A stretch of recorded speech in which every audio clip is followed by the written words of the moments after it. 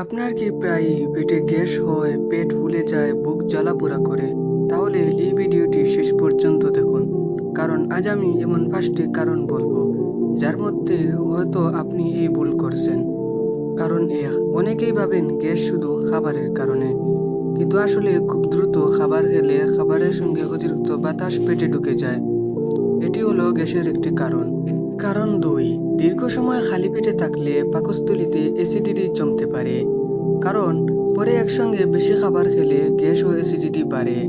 তাই দীর্ঘ সময় খালি পেটে থাকলে এই সমস্যা হবে। কারণ ৩, অতিরিক্ত কোমল পানীয় যেমন কোল্ড ড্রিঙ্কস, তেলযুক্ত খাবার এবং মশলাযুক্ত খাবার, অতিরিক্ত চা, কফি কিছু মানুষের গ্যাস, অ্যাসিডিটি বাড়িয়ে দিতে পারে। কারণ ৪, খাবার ভালোভাবে চিবিয়ে না খেলে হজমের সমস্যা হতে পারে।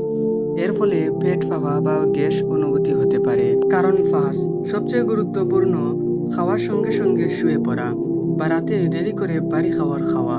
অনেকের বুক জ্বালা-পোড়া, অ্যাসিডের সমস্যা এর কারণেই বেড়ে যায়।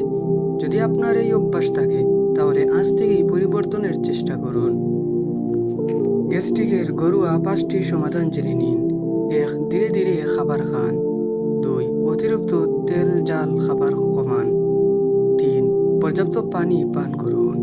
৪, খাওয়ার পর ১০ থেকে ১৫ মিনিট হাঁটুন। ৫, রাতের খাবার ঘুমানোর অন্তত ২ থেকে ৩ ঘন্টা আগে শেষ করুন। এই নিয়মটি মেনে চললে অবশ্যই আপনার গ্যাস্ট্রিকের সমস্যা দূর হয়ে যাবে। ভিডিওটি ভালো লাগলে সাবস্ক্রাইব করতে ভুলবেন না।